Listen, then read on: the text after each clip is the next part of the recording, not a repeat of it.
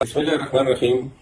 میرے عزیز پاکستانیوں، آج اس پیغام کے ذریعے میں تمام اہل وطن سے التجا کرتا ہوں کہ کل پاکستان میں ایک نئی تاریخ رقم ہونے جا رہی ہے۔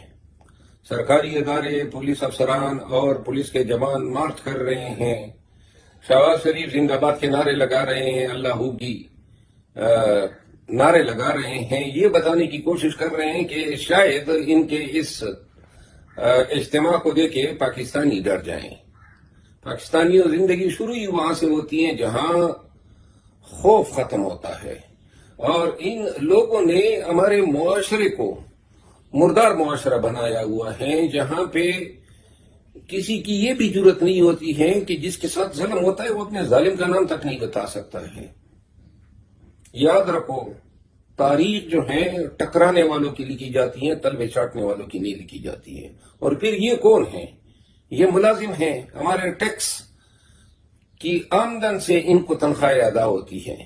ان کا جو مکروہ کردار 2-2.5 سالوں میں آپ نے دیکھا، تمام یہ الیکشن کمیشن آف پاکستان، یہ ریٹرننگ آفیسرز، یہ تمام ادارے مل کے انہوں نے پاکستانی عوام کا مینڈیٹ چوری کیا، خان کو ناجائز زبردستی بدماشی اور غنڈہ گردی کے زور پہ جیل میں رکھا ہوا ہے، اور اب کہتے ہیں آپ احتجاج بھی نہیں کریں گے، یعنی ظلم بھی کریں گے، بدماشی بھی کریں گے، اور آپ کا احتجاج کا حق بھی نہیں ہے۔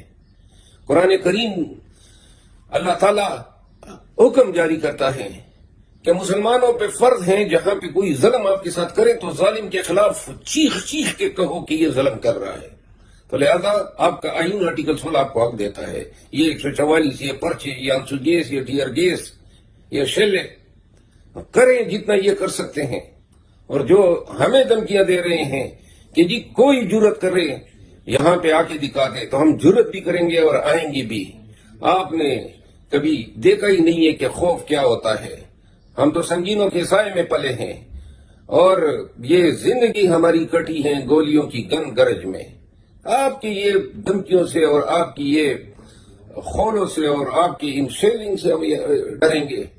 پاکستانیوں جرت کے ساتھ آؤ، پوری استقامت کے ساتھ آؤ، اس بیان کو پھیلا دو، تمام پاکستانیوں نے نکلنا ہے، اور ہم نے قانون اور آئین کے دائرے میں رہتے ہوئے اپنے احتجاج کا حق ایکسرسائز کرنا ہے۔ آج اگر ہم اپنے حقوق سے ان کے ڈر کی وجہ سے دستبردار ہوں گے تو یاد رکھو یہ ہمیں دائمی غلام بنا دیں گے۔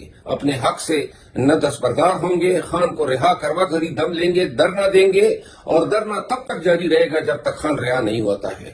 تو لہذا پاکستانیوں فرض ہے آپ پہ، اپنے حق کے لیے، اپنے مستقبل کے لیے، اپنے بنیادی حقوق کے تحفظ کے لیے، جمہوریت کی بالادستی کے لیے، اور اس پیارے دیش، اس پاکستان کو ایک روشن مستقبل دینے کے لیے کل امٹ کے آؤ، ایسا نکل کے آؤ کہ دنیا دیکھے کہ پاکستانی زندہ قوم ہے۔ پاکستان زندہ باد۔